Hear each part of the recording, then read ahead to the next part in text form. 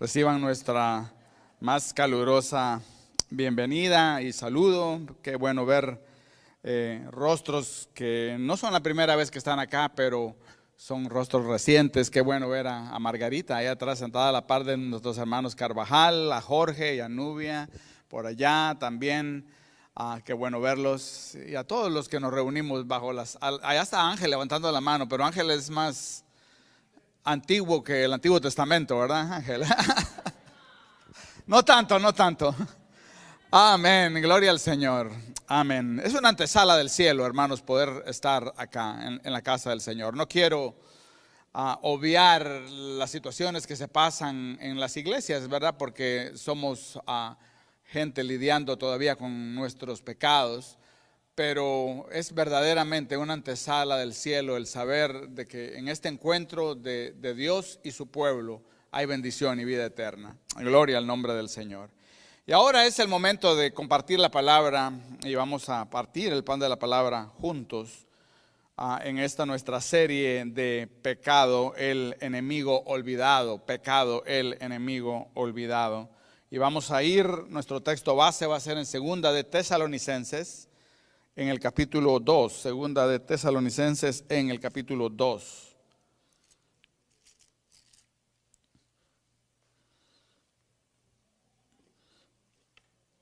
Y leemos los versículos de este capítulo 2, vamos a leerlos hasta el verso 14, dice la palabra del Señor así: pero con respecto a la venida de nuestro Señor Jesucristo y nuestra reunión con Él, os rogamos, hermanos, que no os dejéis mover fácilmente de vuestro modo de pensar, ni os conturbéis ni por espíritu, ni por palabra, ni por carta, como si fuera nuestra, en el sentido de que el día del Señor está cerca.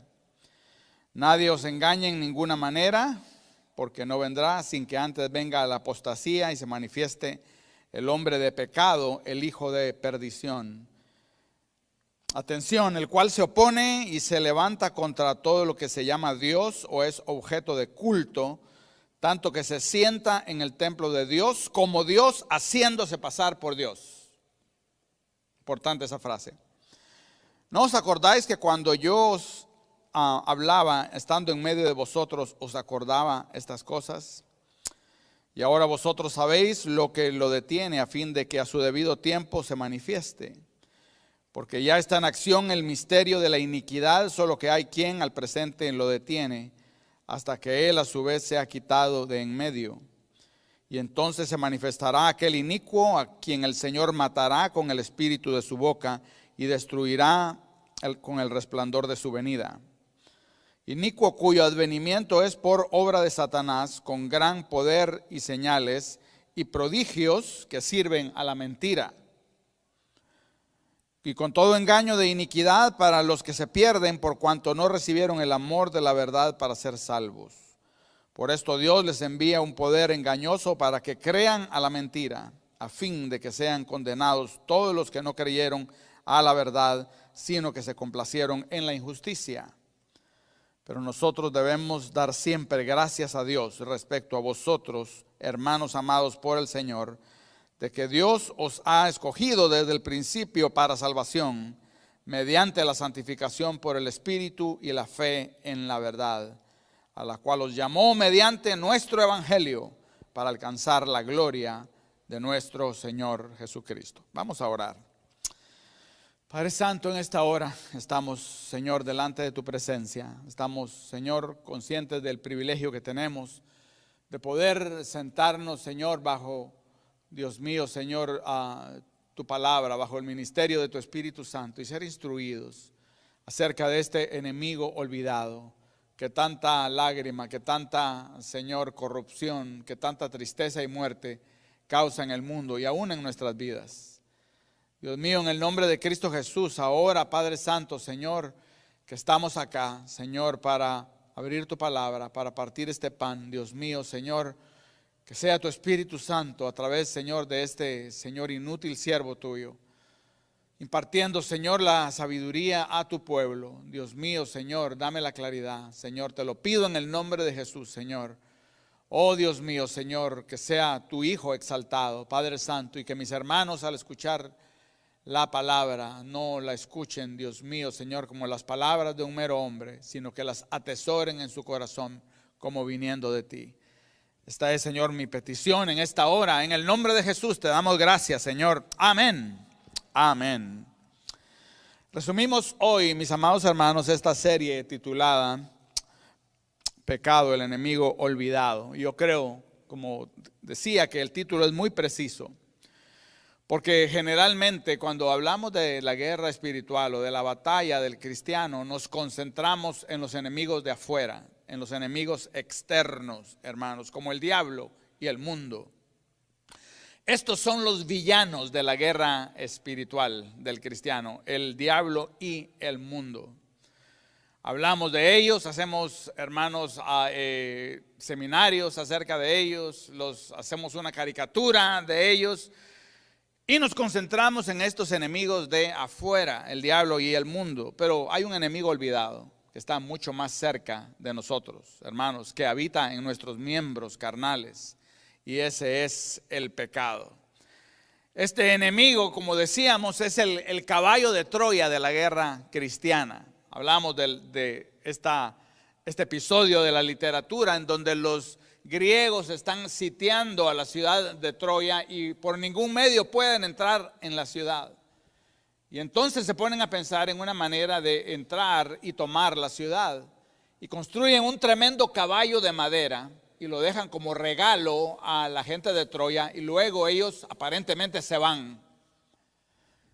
Y decíamos, mis amados hermanos, de que los troyanos examinan aquel regalo tan espectacular de aquel caballo de madera y entran el caballo a las puertas de la ciudad, pero no sabían que los soldados más fieros y más, hermanos, mortales de el ejército griego estaban dentro del caballo y salen, hermanos, y atacan la ciudad y derrotan al ejército de Troya y toman la ciudad. Ilustrábamos, hermanos, de que el pecado es ese caballo de Troya que está ya dentro de nosotros y que trae miseria y que trae, hermanos, distancia y que trae, hermanos, dolor a nuestros corazones. Ciertamente, hermanos, el pecado es el enemigo olvidado. Y decíamos, hermanos, que si debemos de ponerlos en categorías o debemos de asignarles un lugar, el pecado es el enemigo más terrible. Porque no habría diablo sin el pecado. El pecado hizo al diablo. El mundo es lo que es a causa del pecado. Sin el pecado no habría ni siquiera necesidad, hermanos, de infierno.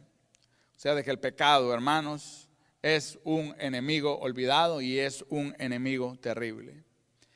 Así que hemos considerado a través de varios temas este enemigo olvidado. Primero estuvimos examinando el origen del pecado. Aquel día infame en la tierra, hermanos, en el huerto del Edén, cuando nuestros padres fueron engañados por la serpiente para rebelarse en contra de Dios. Allí, hermanos, empezó el pecado en la tierra. Ya había empezado en el corazón de Satanás mismo.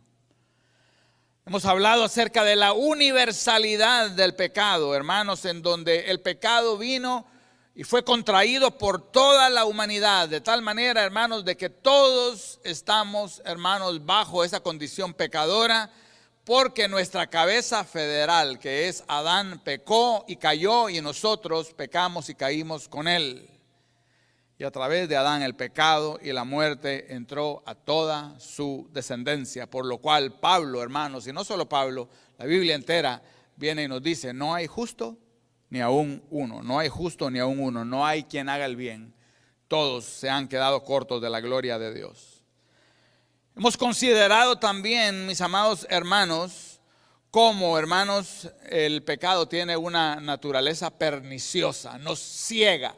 Todos ven el pecado ajeno, pero nos cuesta ver el pecado propio. Es bien fácil ver el pecado ajeno. Ya viste esa persona qué egoísta. Ya viste cómo miente. Ya viste es que tiene un carácter terrible. Hermanos, tan fácil que es ver el pecado del prójimo. Qué difícil es ver el pecado, hermanos, propio. Lo escondemos. Venimos, hermanos, y inventamos excusas. Venimos y decimos, esta es una situación de carácter, de idiosincrasia, es que fui provocado, es que las circunstancias se dieron en contra mía, de tal manera, hermanos, de que nuestro pecado, hermanos, se esconde como el caballo de Troya y sigue siendo, hermanos, un enemigo olvidado. Tiene una naturaleza que ciega, hermanos, y que corrompe. Y, hermanos, ha traído, hermanos, a la derrota a los hombres de Dios más admirables. Así que el día de hoy vamos a considerar otro aspecto del pecado. Habiendo considerado estos aspectos de origen, habiendo considerado el aspecto de la universalidad y de la naturaleza, ahora vamos a considerar el amargo fruto del pecado, el amargo fruto del pecado. Y lo vamos a considerar bajo los siguientes 4 encabezados. Primero vamos a ver la abismal mentira del pecado. Nota que no es una mentira pequeña, es una mentira abismal, grande, la abismal mentira del pecado. Luego vamos a ver el arrogante engaño del pecado, el amargo fruto del pecado y luego el asombroso rescate del pecado. Y nuestra pregunta directiva es la siguiente: ¿cómo podemos ser rescatados de los amargos frutos de una vida engañada y condenada por el pecado? ¿Cómo podemos ser rescatados de los amargos frutos de una vida engañada y condenada por el pecado? Hermanos, si nosotros leemos el texto, se habla mucho de mentira y se habla mucho de engaño en estos pasajes cortos, hermanos, que nosotros hemos leído.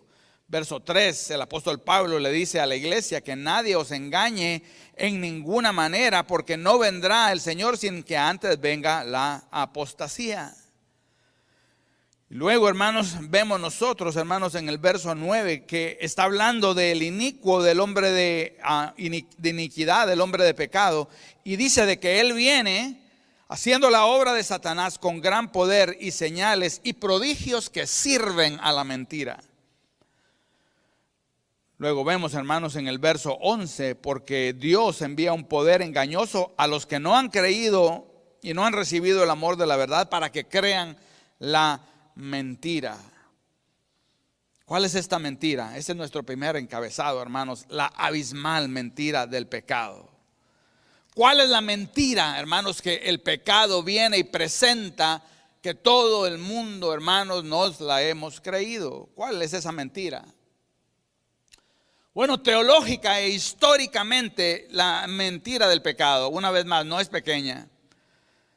Es una mentira aterradora, es una mentira que tiene consecuencias temporales, pero, hermanos, también tiene consecuencias eternas. Esta mentira, hablábamos con un hermano, ¿verdad? Tiene cara bonita, ya, pero tiene un corazón horrible. La mentira del pecado, hermanos, es, hermanos, como música suave a los oídos del hombre, pero en realidad, hermanos, es la música que se toca en el mismo infierno. La mentira del pecado ha arrastrado a hombres y a mujeres a granel por millones a las mismas llamas del infierno. Ha arrastrado gente educada, gente sin educación. La mentira del pecado, hermanos, ha engañado, hermanos, a gente de todas razas, a gente de todas religiones, a través, hermanos, del espectro de la historia. ¿Cuál es esa mentira de la cual está hablando Pablo, hermanos? Que el anticristo sirve a esa mentira, hermanos, y de que hay un espíritu de engaño que lleva a la gente, hermanos, a creerla. ¿Cuál es la mentira del pecado? La mentira del pecado, hermanos, es de que nosotros, las criaturas, podemos llegar a ser, hermanos, como Dios. Esa es la mentira del pecado. La mentira del pecado, hermanos, es la exaltación de la criatura sobre el Creador. La mentira del pecado es el desprecio que el hombre tiene al gobierno soberano de Dios sobre él. La mentira del pecado es la proclamación de que yo quiero ser independiente de Dios. Yo no quiero vivir dándole cuentas a Dios ni tenerlo a Él en mi noticia. Esa es la mentira del pecado.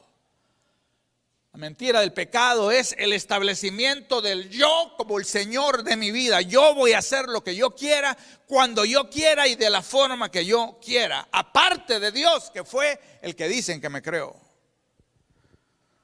Esa es la mentira del pecado, el pretender vivir una vida aparte de Dios. Ahora, esa mentira puede tomar una cara, hermanos, liberal y atea, de gente que viene y, como dice el Salmo 14, dice en su corazón: no hay Dios. Esa es una mentira, hermanos, creída de una manera, hermanos, frontal. Pero hay maneras religiosas también de creerse la mentira. Hay maneras religiosas de creerse la mentira. Y es, hermanos, cuando la religión del hombre deja tener a Dios como centro. Cuando, hermanos, la devoción es hacia un hombre, hacia una denominación, o cuando nosotros, hermanos, estamos tratando de salvarnos a nosotros mismos, hemos creído, hermanos, la mentira, la gran mentira, la abismal mentira del pecado, de que nosotros, hermanos, estamos en el lugar que solo a Dios le corresponde. ¿Quiénes se han creído la mentira, hermanos? Bueno, el primero en creérsela fue Satanás. Escucha el lamento, hermanos, de Isaías 14, cuando Satanás se cree en la mentira y fue hallado iniquidad en su corazón. El lamento del cielo es así, descrito: ¿cómo has caído del cielo, oh estrella, día, hijo del amanecer? ¿Cómo eres derribado en tierra, tú que humillabas a las naciones? Porque tú dijiste en tu corazón, atención, subiré al cielo y subiré más allá de las estrellas de Dios y seré semejante al Altísimo. Aquí está, hermanos, la criatura, hermanos, exaltándose sobre el Creador y diciendo: yo no realmente lo necesito, no debo vivir en dependencia de Él. Satanás se creyó la mentira, fue encontrada iniquidad en su corazón y desde aquel día no ha dejado de caer. Pero Adán y Eva se creyeron, es una mentira diferente, la misma mentira. La serpiente llega, hermanos, al jardín y luego viene, hermanos, y entabla aquella conversación con Eva y le dice a la serpiente a la mujer: ciertamente no morirás. Dios sabe que cuando comas del fruto prohibido se te abrirán los ojos y serás como Dios. Tú no tienes que vivir teniendo a Dios en tu noticia. Tú no tienes que vivir en dependencia de Dios. Mira cómo Dios te ha hecho en perfección y en semejanza a Él. Tú puedes ser como Dios, conociendo el bien y el mal. Ellos creyeron en la mentira, hermanos, porque es una mentira. El hombre no puede vivir sin Dios y ciertamente el hombre no es Dios. Aquí aparece el hombre de iniquidad en este capítulo que hemos leído. Hablamos, hermanos, de este hombre. Algunos lo identifican, hermanos, como el anticristo. Este hombre de pecado se cree la mentira. Verso 4, se opone, se exalta contra todo lo que es Dios y objeto de culto. Se sienta en el templo de Dios y se proclama ¿qué? Dios. La mentira del pecado, hermanos, es la exaltación de la criatura sobre el Creador. Es, hermanos, la criatura diciendo: yo me voy a sacudir las cuerdas de Dios. No quiero su señorío sobre mí. Yo voy a vivir a mi manera. Yo voy a ser el capitán de mi propio barco. Y uno dice: ay, qué horrible Satanás. Cómo se equivocaron Adán y Eva y el anticristo, que Dios lo reprenda, hermanos. Pero nosotros hacemos lo mismo. El hombre moderno está bien representado por el Salmo 2. Cuando el Señor viene y hace una pregunta hipotética. Y la pregunta es: ¿qué le pasa a la gente? ¿Qué le pasan a las naciones? ¿Qué le pasa a los príncipes? ¿Qué le pasa a los reyes?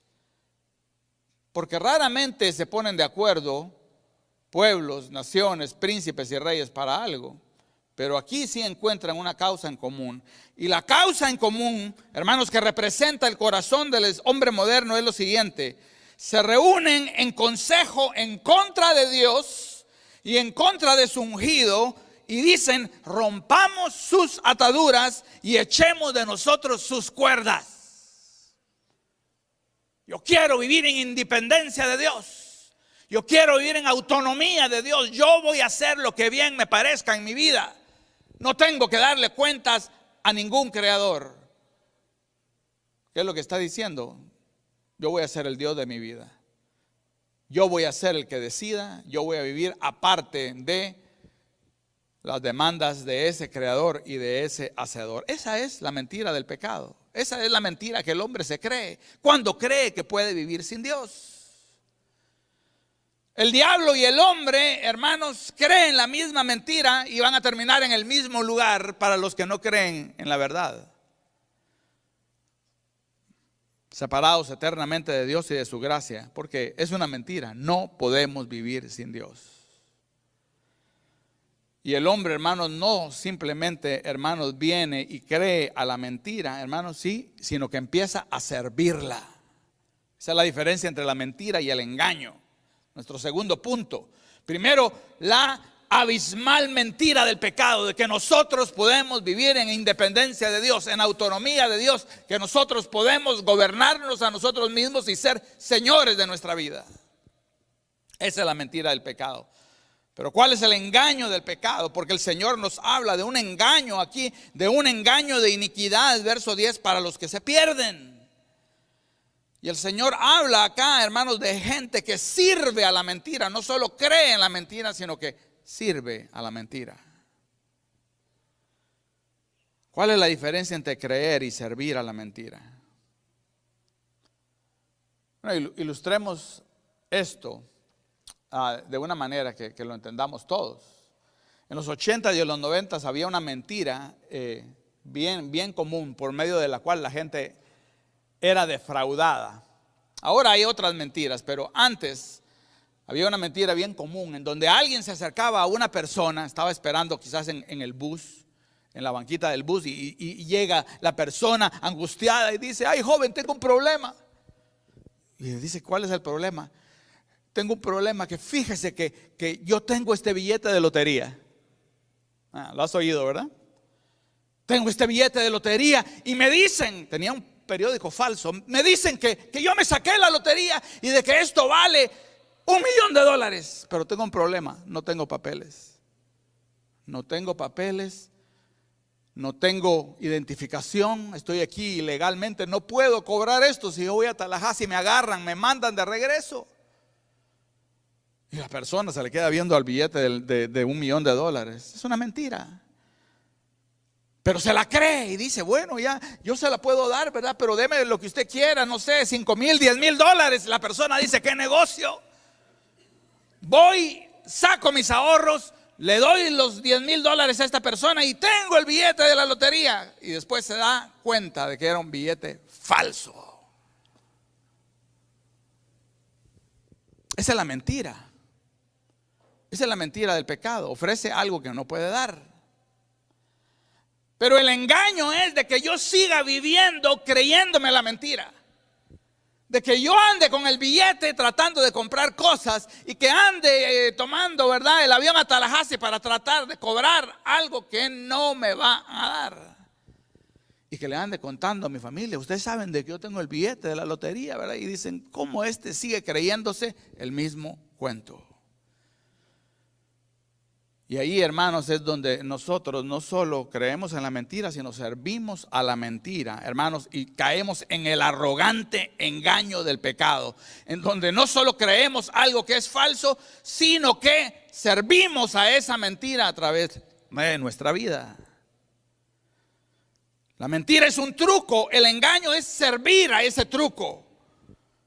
Dar nuestra vida, hermanos, a algo, hermanos, que al final y al cabo nos va a decepcionar. Y el hombre se ha creído una mentira. ¿Cuál es la mentira? De que puede vivir sin Dios.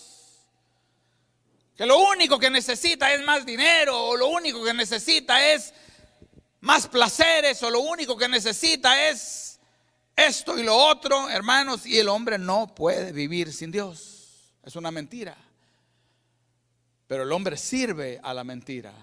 Como el anticristo sirve a la mentira, hermanos, como Satanás sirve a la mentira, como Adán y Eva sirvieron a la mentira, porque el hombre no puede vivir sin Dios. Tú sabes que el aire que nosotros respiramos, este aire que nosotros respiramos tiene una composición química. Los científicos nos dicen de que el aire que respiramos es 79% nitrógeno, 19% oxígeno y luego hay algunos gases misceláneos y esa composición hace de que nosotros podamos respirar el aire y continuar viviendo. ¿Qué si Dios dijera, ¿saben qué?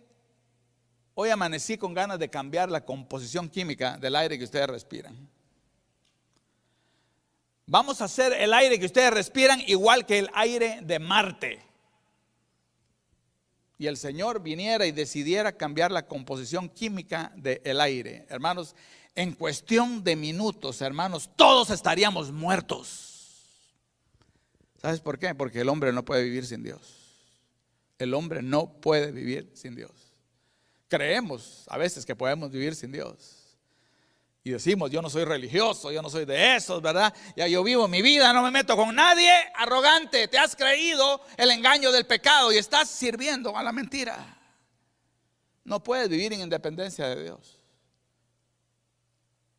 Esta osamenta que tenemos nosotros, este esqueleto que tenemos nosotros que nos sostiene, tiene 210 huesos y más. ¿Y qué pasa si el Señor decide, bueno, voy a remover un huesito? Ahí está mi hermano José Virgués. Vamos a ilustrarlo con eso. Mi hermano es un hermano alto. Póngase de pie, mi hermano José, allá atrás. Es un hermano alto, ¿verdad? Si el Señor viniera y dijera, voy a remover una vértebra de la columna de José, una, y se la quita de en medio, ¿qué es lo que sucedería? Se desplomaría en dolor. Si lo hace con todos nosotros, no pudiéramos regresar a casa, hermanos. Porque nosotros dependemos de Dios para caminar, dependemos de Dios para respirar, dependemos de Dios para existir. Pero el hombre se ha creído en su arrogancia, hermanos, la mentira y el engaño del pecado. El hombre le da la espalda a Dios. Hermanos, y vivimos en un mundo en donde todo el mundo tiene voz, ¿no? Yo opino, yo digo, yo creo, y la opinión de todos es importante, pero nadie quiere oír la voz de Dios. Los medios sociales nos dan una plataforma a cada uno, ¿no? Y cada quien tiene su canal, cada quien tiene su opinión. Pero la voz de Dios, hermanos, no quiere ser oída, porque el hombre se ha creído la mentira de que puede vivir independientemente de Dios. Y ahora sirve a la mentira, el cual es el engaño del pecado, y consagra su vida a vivir, hermanos, una vida, hermanos, que al final no le va a dar lo que promete. Anda con un billete falso y al final va a quedar sin nada.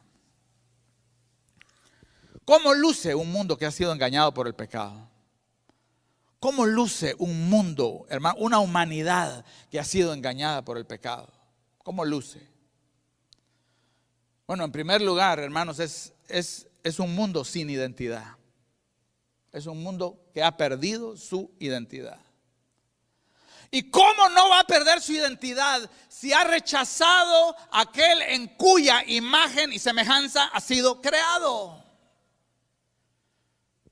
El mundo ha rechazado, la humanidad ha creado al Dios en cuya imagen y semejanza ha sido creado. Y ahora el hombre, hermanos, gravita en el mundo, hermanos, haciéndose una pregunta: ¿quién soy yo? Y el mundo no tiene identidad. Los jóvenes no tienen identidad, pero tampoco los adultos tienen identidad. Tratamos de encontrar causas a las cuales nosotros sumarnos para decir, yo creo en esto y voy a encontrar aquí mi identidad. ¿Cuál es tu identidad? ¿Cuál es mi identidad? ¿Qué es lo que pasa, hermanos, con alguien que no sabe, hermanos, quién es, de dónde vino, a dónde va, cuál es su propósito? ¿Sabes a dónde lleva esto a las personas? A la depresión. Esto lleva a las personas a la locura. Hermanos, esto lleva a las personas a la falta de estima. Muchas veces, hermanos, lleva a las personas al suicidio.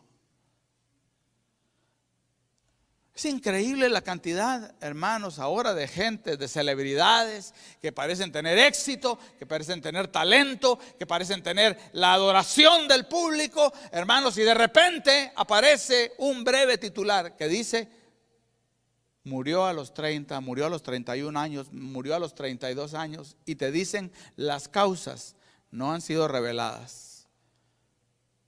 Y tú sabes por qué. Porque esa persona se quitó la vida. ¿Y por qué? Porque no hay identidad.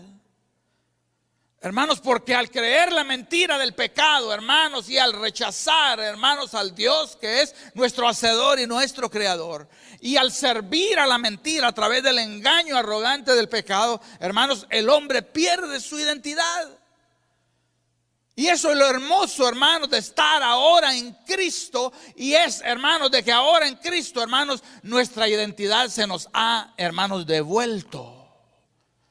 Y ahora, hermanos, nosotros podemos decir: yo soy alguien que he sido hecho a la imagen y semejanza de Dios. Yo sé quién yo soy. Yo sé que yo soy un hijo de Dios. Yo sé de que yo he sido invitado por Dios a sentarme a su mesa. Y yo sé de que aunque yo era un pecador, mis pecados han sido perdonados por la sangre de Cristo. Yo sé quién yo soy. Yo conozco mi identidad. Pero un mundo, hermanos, que cree la mentira del pecado y, hermanos, vive en el engaño del pecado, es un mundo sin identidad. Es un mundo que no sabe quién es. En segundo lugar, es un mundo que no tiene claridad. Es un mundo confundido. ¿Y cómo no estar confundido, hermanos? Si están rechazando no solo al Dios que los hizo a su imagen y semejanza y les da identidad, sino también, hermanos, es el Dios, hermanos, que dijo: a lo seco se le voy a llamar tierra, y, hermanos, dijo, ¿verdad? A las alturas les voy a llamar cielo. Voy a poner allá la luna, voy a poner allá el sol. Mientras el sol alumbre, esto se va a llamar día, hermanos, y mientras no haya sol, esto se va a llamar noche. Este es un Dios, hermanos, que le llama, como decimos nosotros vernáculamente, al pan, pan, al vino, vino. Un Dios de verdad. Un Dios de verdades absolutas. Pero el hombre rechaza la verdad absoluta. Y ahora vivimos en épocas en donde la verdad es, ¿qué? Relativa. Esa puede ser tu verdad, dice el mundo moderno, pero yo tengo mi propia verdad y tú tienes que responder en respeto a mi verdad. El problema es de que, hermanos, entonces, hermanos, si cada quien tiene su propia verdad, entonces nadie tiene la verdad. Y todo el mundo anda, ¿qué? Sin claridad y confundido. El Señor hace al hombre y a la mujer y le dice que varón y hembra os he creado. ¿Para qué? Para que ustedes se multipliquen, para que ustedes vengan y poblen la tierra. Pero el hombre quiere ser como Dios. Y el hombre dice: no, yo no.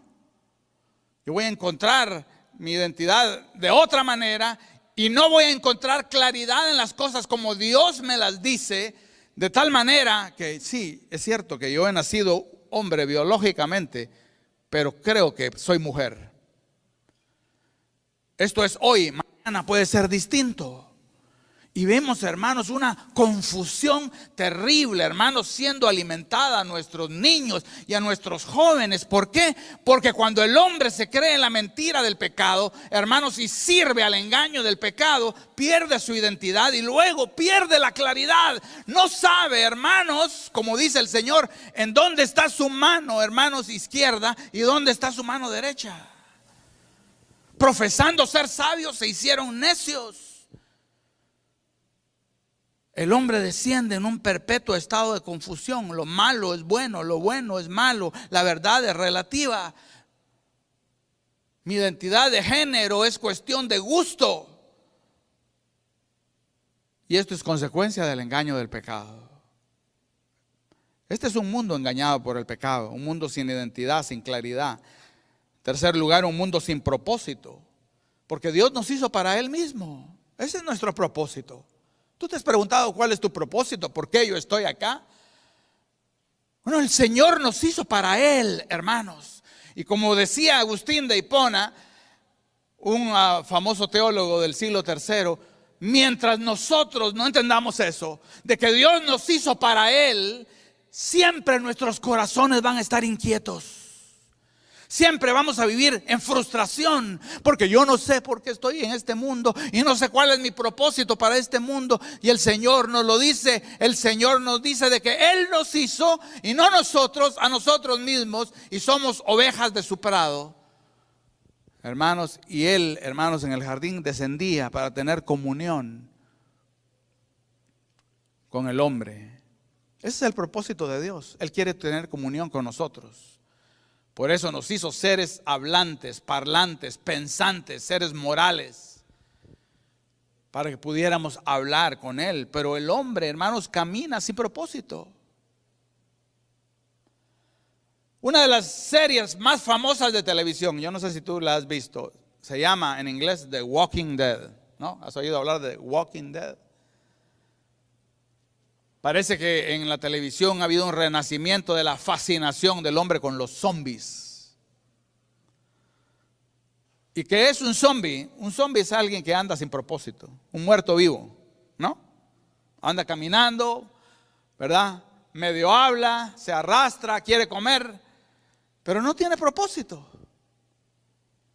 Yo creo que parte de la fascinación con los zombies es de que el hombre en su corazón, hermanos, intuye de que está viviendo como uno, sin propósito, sin identidad, sin claridad, lleno de confusión, lleno de preguntas. Hermanos, un mundo sin propósito. ¿Por qué? Porque atrás se quedó Dios y se le ha dado la espalda al Dios que le da propósito al ser humano. Generaciones de jóvenes, hermanos, en depresión, hermanos, y pensando en suicidarse, le han dado la espalda a su Creador. No encuentran identidad, claridad ni propósito. Pero no solo jóvenes. ¿Cuál es el propósito? ¿Te acuerdas de la definición del ser humano en los libros de ciencias naturales? El ser humano nace, crece, se reproduce y muere. El ciclo de la vida. ¿Eso es todo? Hermanos, para alguien que ha sido hecho a la imagen y semejanza de Dios. Hermanos, no, nosotros, hermanos, como cristianos hemos recibido una revelación de que el Señor nos hizo, hermanos, a su imagen y semejanza, implantó en nosotros su estampa, hermanos, porque Él nos hizo para hacer alabanza de la gloria de su gracia y para tener comunión con Él por siempre. Pero el mundo, hermanos, es engañado por el pecado. Y el pecado le roba al hombre de su identidad, su claridad, su propósito. En último lugar, el mundo es un mundo sin amor. No estoy hablando del amor de Corín Tellado y de las novelas de Telemundo, no.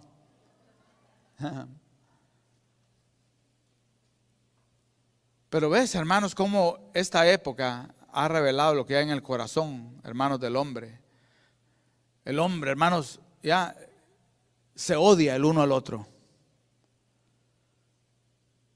Si tú eres republicano, si tú eres demócrata, no solo estoy en desacuerdo con tu ideología política, la manera que hablo, revelo de que ya te odio.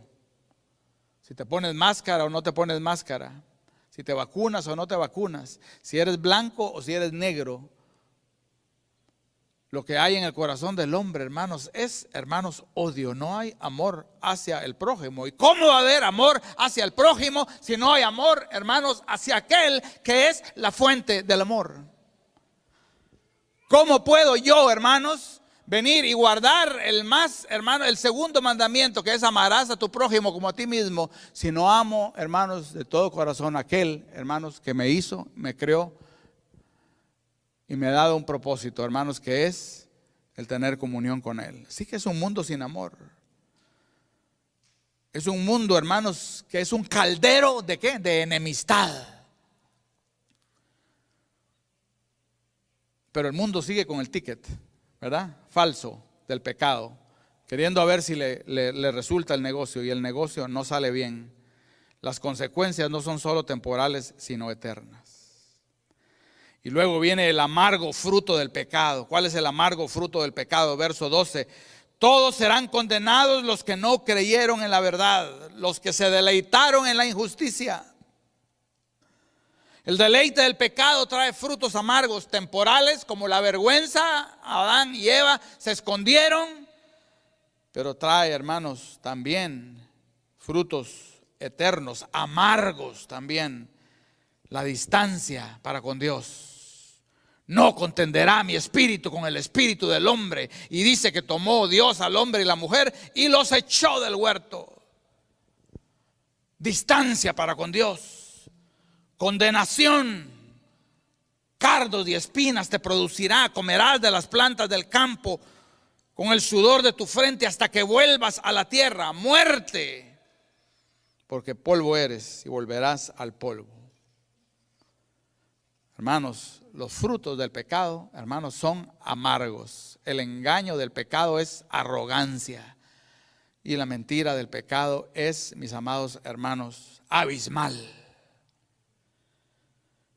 Regresamos a nuestra pregunta directiva. ¿Cómo nosotros podemos ser rescatados de los amargos frutos de una vida engañada y condenada por el pecado? ¿Cómo podemos ser librados, rescatados de estos amargos frutos?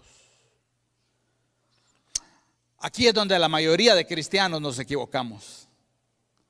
Wow, el pastor puso los frutos del pecado de una manera terrible. Yo estoy en el mismo equipo con el diablo, con Adán y Eva y con el anticristo. Tengo que ponerme ahí, tengo que consagrarme, tengo que venir y ponerle más ganas a esto, hermanos.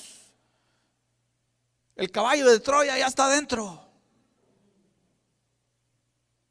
En tus fuerzas el enemigo del pecado, hermano, te va a hacer trizas y me va a hacer trizas. Mucho más poderoso, hermanos, que nuestras débiles fuerzas y que nuestras intenciones religiosas. ¿Cuál es el asombroso rescate del pecado, hermanos? Empieza en el verso 13. Pablo dice, debemos dar siempre gracias a Dios por ustedes. ¿Por qué será? Porque ustedes son la excepción, porque ustedes son mega espirituales, porque ustedes son reformados, porque ustedes tienen buena doctrina. No, debemos dar siempre gracias a Dios por ustedes, hermanos amados del Señor, porque desde el principio Dios los escogió para salvación.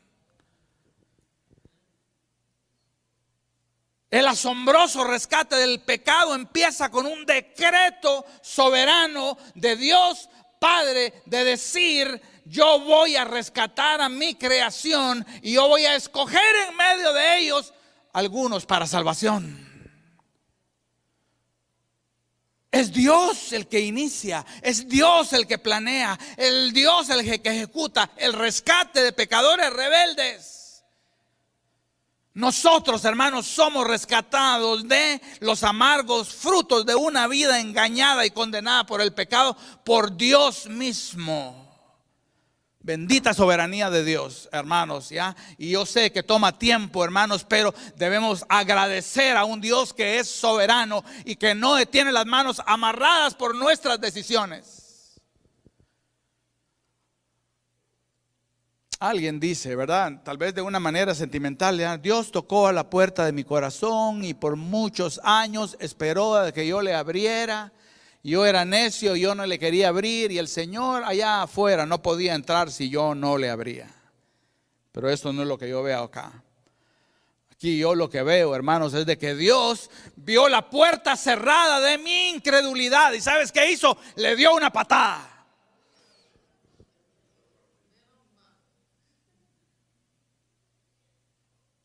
Y ahí somos rescatados del pecado, hermanos, por un decreto soberano de Dios Padre, porque Él nos eligió para salvación.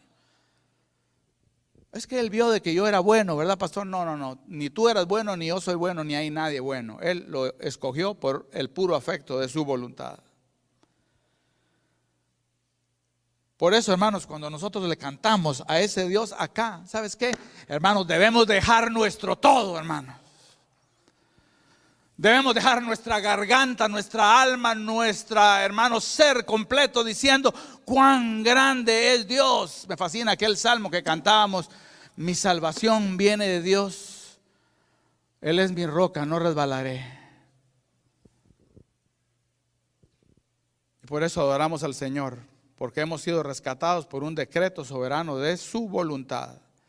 En segundo lugar, hemos sido rescatados de los amargos frutos de una vida engañada y condenada por el pecado, por el poder santificador del Espíritu Santo.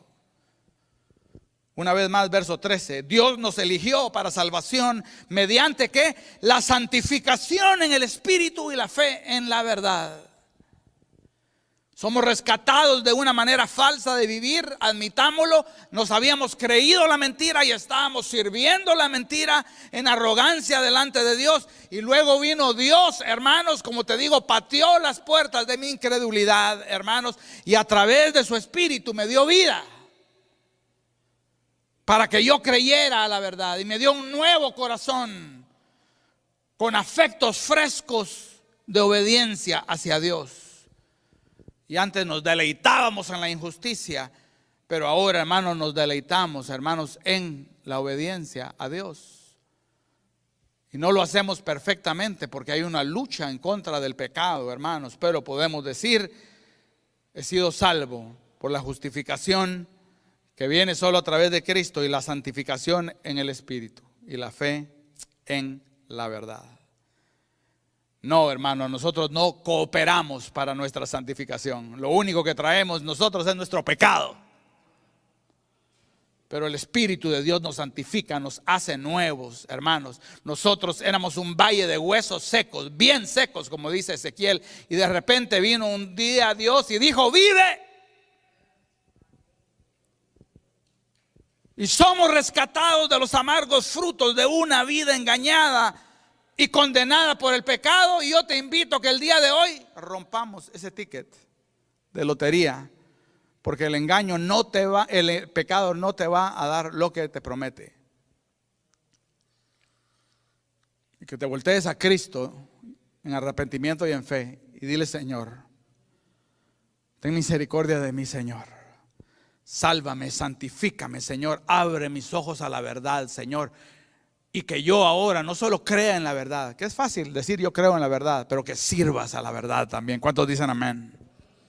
Tercer lugar, ¿cómo podemos ser rescatados de los amargos frutos de una vida engañada y condenada por el pecado? Primero, por un decreto soberano del Dios Padre. Segundo, por el poder santificador del Espíritu Santo. Y tercero, por el glorioso Evangelio de Cristo Jesús. Verso 14, a esto os llamó por medio de ¿qué? De nuestro Evangelio, para que obtengáis la gloria de nuestro Señor Jesucristo. Y es a través de las buenas nuevas del Evangelio que nosotros encontramos el camino de regreso a Dios. Es a través de las buenas nuevas del Evangelio, hermanos, de que nosotros regresamos al jardín, hermanos, en donde está Dios y en donde los querubines bajan las espadas. Es a través, hermanos, del Evangelio, hermanos, donde nuestra culpa es borrada. ¿Cuántos pueden decir aquí, mis culpas han sido borradas? Mis pecados han sido perdonados. El Cordero de Dios que quita el pecado del mundo murió por mí. El sacrificio ya fue hecho, no es mentira cuando Él dijo consumado es, ya está. Él tomó nuestro lugar y su perfecta justicia ahora nos es imputada. Yo puedo regresar a los brazos del Padre, hermanos, en arrepentimiento y en fe, y yo sé de que no voy a ser rechazado. Este es el asombroso rescate del pecado. Así que no tenemos por qué caminar sin identidad, porque somos hijos de Dios. ¿Cuántos dicen amén? No tenemos que caminar en la confusión en la cual camina el mundo. Hermanos, ya cada vez que tú abres las noticias, hermanos, es una locura. El mundo ya no sabe, hermanos, ni siquiera cuál es su género que le ha sido dado biológicamente. Hermanos, el hombre no sabe, hermanos. Una vez más, la Biblia lo dice mejor de lo que yo lo pudiera decir. Cuando, hermanos, el Señor manda a Jonás a predicar a Nínive y le dice, ten misericordia de los ninivitas, porque ellos no saben en dónde está su mano derecha y dónde está su mano izquierda. No hay claridad. Y por eso, hermanos, debemos de traer la historia de Cristo al mundo también. No tenemos que caminar sin propósito en esta vida, porque tu propósito, ¿sabes qué es? Tener comunión con Dios, con el Creador y Hacedor de todas las cosas, y disfrutar de esa comunión por siempre. No busques tu identidad, claridad y propósito en ningún otro lado. Y si alguien te lo dice que lo encontró, tiene un billete falso si te dice que lo encontró aparte de Cristo. Digámosle no a la mentira del pecado, digámosle no al engaño del pecado, hermanos, y digámosle sí a un Dios que nos amó de tal manera que mandó a su Hijo unigénito a morir para que todo aquel que en Él crea no se pierda, sino tenga vida eterna. Cerremos nuestros ojos.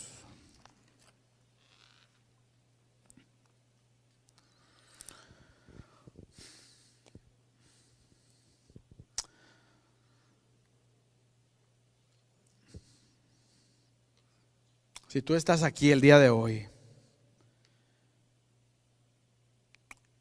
y tú estás caminando en esa condición, sin identidad, sin propósito, completamente confundido o confundida, yo estoy aquí para decirte, eso puede ser solo encontrado en una relación restaurada con el Dios que te hizo. Y la única manera de llegar a ese Dios es venir a Él en arrepentimiento y en fe y decirle: Señor, soy un pecador, Señor. Necesito de tu salvación. Necesito de tu gracia, Señor. Necesito de ti, Señor. Deja de creer la mentira del pecado y el engaño del pecado por un segundo más, porque eso termina dando frutos amargos. Pero ven a ese Dios que es vida y vida eterna, hacia tu Padre Celestial. Y el que viene a Él, Él lo recibe y no le echa fuera. Quizás tú eres cristiano, tú dices: pastor, yo conozco estas cosas, pero yo me siento así, pastor, a veces sin propósito, me siento que yo no sé ni quién soy, siento que este mundo me confunde. Mis hermanos, vivimos en un mundo engañado por el pecado, pero tú no tienes que vivir de esa manera.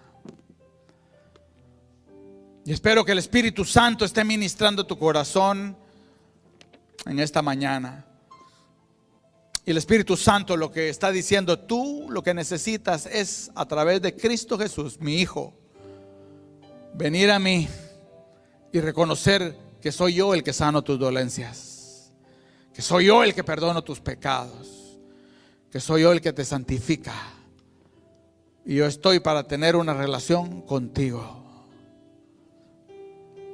No vivamos, hermanos, dándole las espaldas a Dios.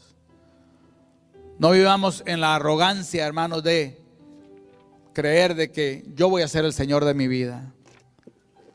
Oh Señor, solo tú eres Dios. Perdónanos, Señor, por las veces que hemos caído en ese engaño y en esa mentira. Ayúdanos a poner nuestros ojos en Cristo, autor y consumador de la fe, y en las promesas que su evangelio provee, porque es a través de ese evangelio que yo soy santificado, salvo, escogido, Señor, y un día estaré para siempre contigo. Gracias te doy, Señor, gracias te damos con mis hermanos. En el nombre de ese precioso Cristo hemos orado. Amén y amén. Amén. Gloria al nombre del Señor. Aleluya. Amén. Amén. El Señor tiene ahora delante de nosotros